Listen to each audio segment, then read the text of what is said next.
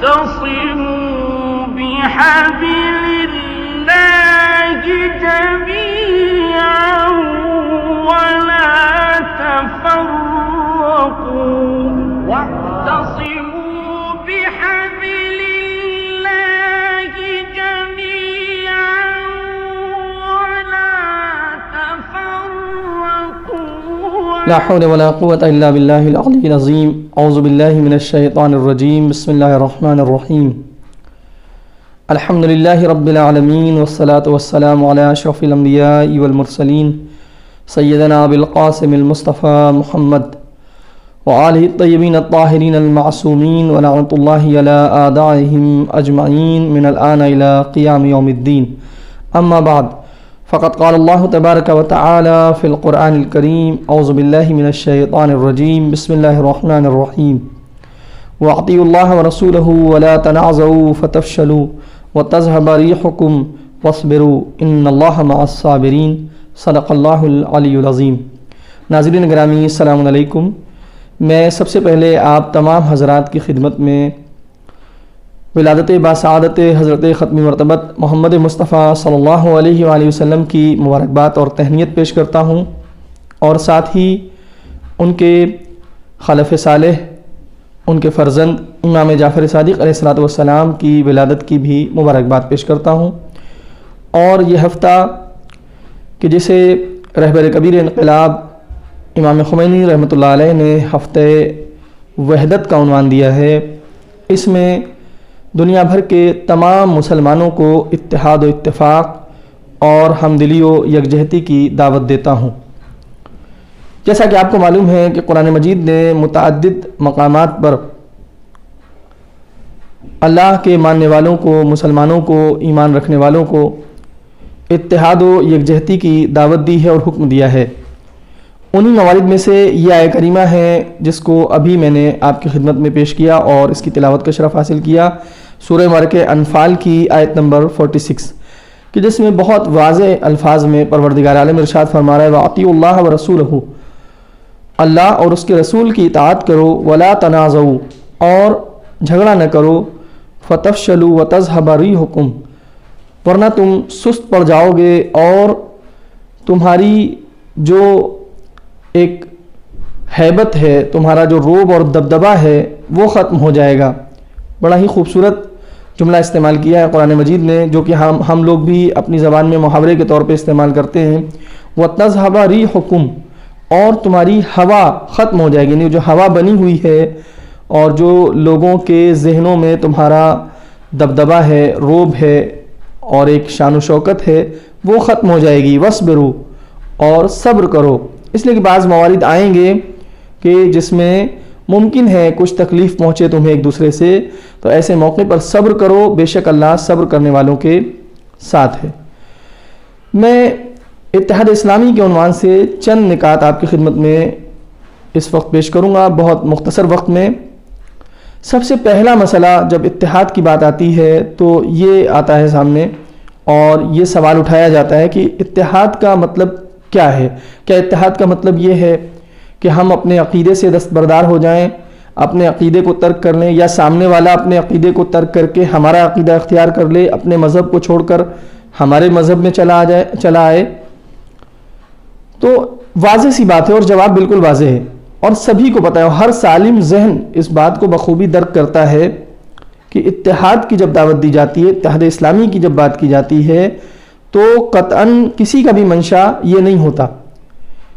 کہ کوئی بھی اپنے مذہب کو ترک کر دے، اپنے عقائد کو چھوڑ دے اور دوسرے کے عقائد کو اختیار کر لے اور دوسرے کے اعتقادات کو اپنا لے۔ ہرگز ایسا نہیں ہے، چونکہ یہ تو خود اتحاد کے مفہوم کے ہی بالکل خلاف ہے، اتحاد کے مفہوم اور اس کے کانسیپٹ کے بالکل اگینسٹ ہے۔ کیوں اتحاد کے مفہوم کے خلاف ہے؟ کہ اصل میں پھر اگر یہ بات کی جائے کہ کوئی اپنا عقیدہ چھوڑ کر کے ہماری طرف آ جائے یا ہم اپنا عقیدہ چھوڑ کے کسی اور طرف چلے جائیں، تو اسے اتحاد نہیں کہتے، اسے وحدت کہا جاتا ہے۔ کیوں؟ کیونکہ اس میں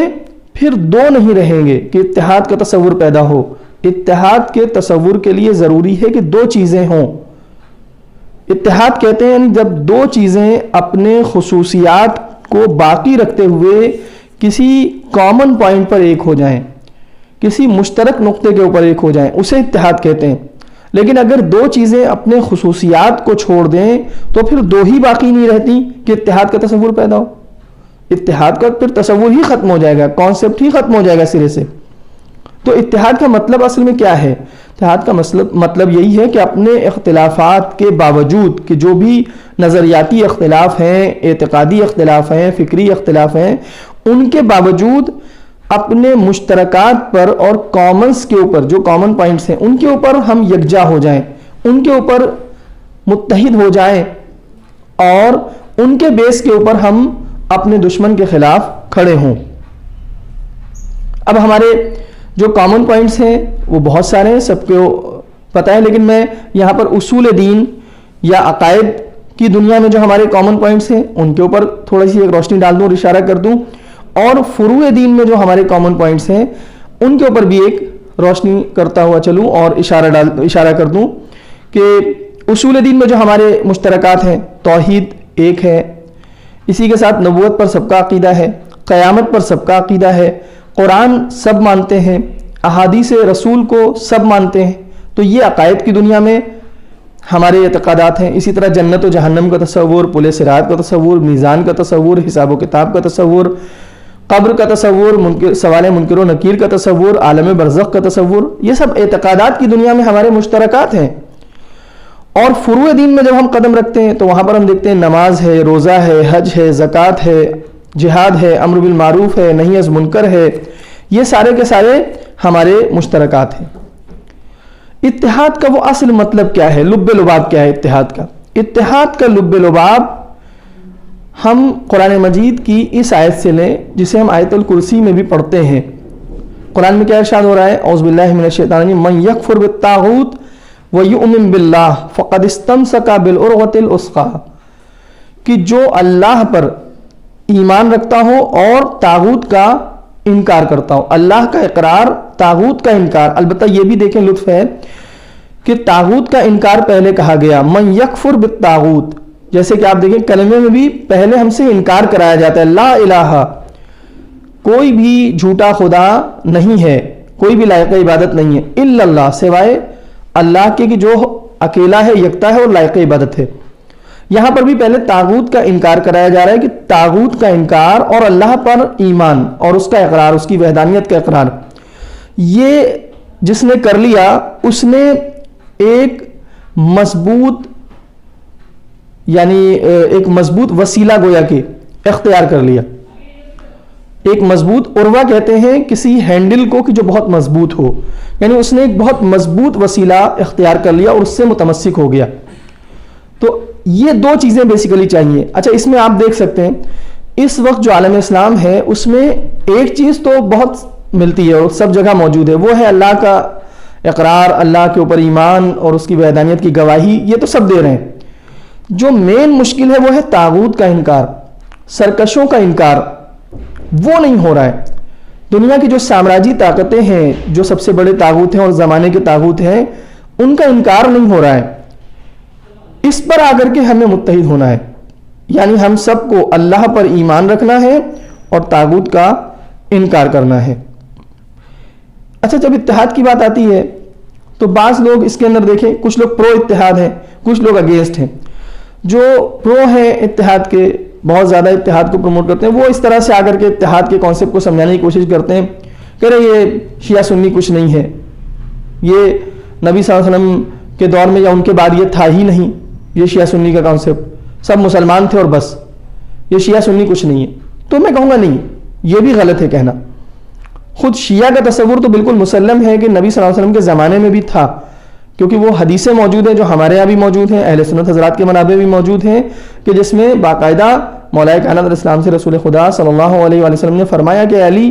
آپ اور آپ کے شیعہ کامیاب ہیں۔ تو اس کا مطلب شیعہ کا کانسیپٹ تھا۔ اور بعد وفات رسول صلی اللہ علیہ وسلم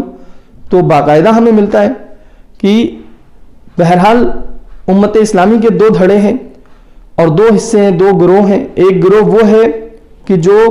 بعد وفات رسول اہل بیت کی خدمت میں آیا اور غدیر کی بنا پر جو غدیر میں اعلان ہوا تھا اس کی بنا پر اس نے مولا کائنات علیہ الصلوۃ والسلام کا ساتھ دیا، اور ایک گروہ وہ ہے کہ جو مولا کائنات علیہ السلام کی طرف نہیں آیا اور دوسروں کی طرف گیا۔ اگر کوئی یہ کہہ دے کہ اس وقت ایسا کوئی کانسیپٹ تھا ہی نہیں، تو پھر یہ تو ساری کی ساری چیزیں گویا کہ یہ دونوں فرقے جو ہیں وہ بدعت ہو جائیں گے، اور اسلام سے ان کا پھر کوئی تعلق نہیں رہے گا، کیونکہ جو کچھ ہمارے پاس ہے اس کا ریشہ اور اس کی جڑ اور اس کا روٹ کہیں نہ کہیں دور رسالت مآب میں ملنا چاہیے۔ لہٰذا ہم دیکھیں کہ ایسا نہیں ہے کہ شیعہ سنی کا کانسیپٹ ممکن ہے ان الفاظ کے ساتھ نہ ہو، ان ناموں کے ساتھ نہ ہو، لیکن بہرحال اپنے آپ میں اس کی اصل موجود تھی، لیکن بس اسی طرح سے کہ جس طرح اس وقت موجود تھے لوگ، مگر مسالمت آمیز طریقے سے رہتے تھے، ایک دوسرے کے ساتھ مل کر رہتے تھے، ایک پیسفل زندگی گزارتے تھے، اور جو کامن اینیمی تھا، جو مشترک دشمن تھا، اس کے مقابلے میں ایک دوسرے کے خلاف کھڑے ہوتے تھے، ایک ساتھ کانے سے کانا ملا کر کے ایک دوسرے